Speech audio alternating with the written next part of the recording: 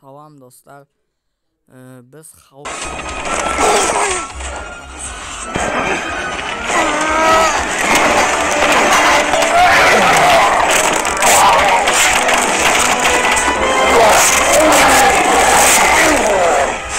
болса Marvel'дың супергеройы, ойдан шығарылған герой деп айтуға болады.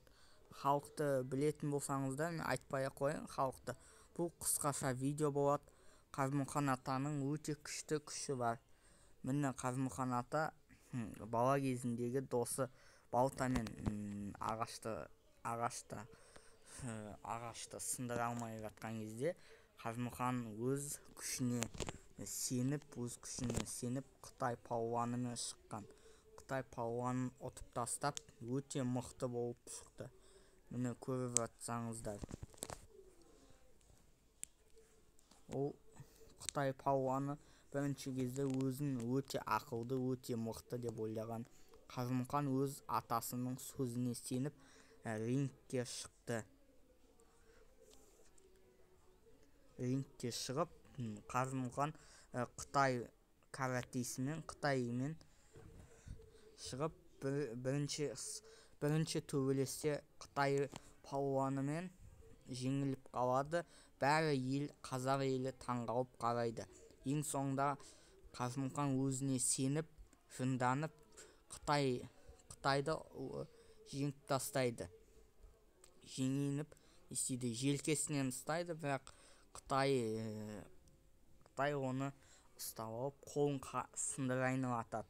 Волейбой тартып дегендей, бәрі қазақ елі Қажымұқан деп айқайлайды. Соған қатар Қажымұқан атамыз ұтып кетеді. Қажымұқанның күшін көрген кезде ол әшейін адам, халықтан гөрі, ал халық болса мутант. Ол Марвелдың мутанты, өте мықты деп, Марвел комиксінде өте мықты деп аталады. Ал Қажымұқан біздің қазақтың батыры, өте қара күш, бірақ Қажымұқан атамыз өте мықтылау. Ол сиырды да көтерген, иығына көтеріп алып, балшықтан. Басқа қазақтар көтере алмағанды. Ал халыққа кеттік. Халық өте мықты. Ода регенерация деген бар. Ол ашуланса өте мықты, күшті болып кетеді. Ол даже от адамымен де төбелеске шыққан.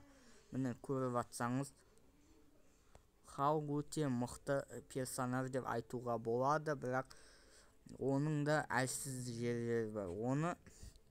Оның жынына тимесеңдер, ол адам қалпына кетеді. Ал Қажымұқан атамыз оны ұтып кетуі мүмкін.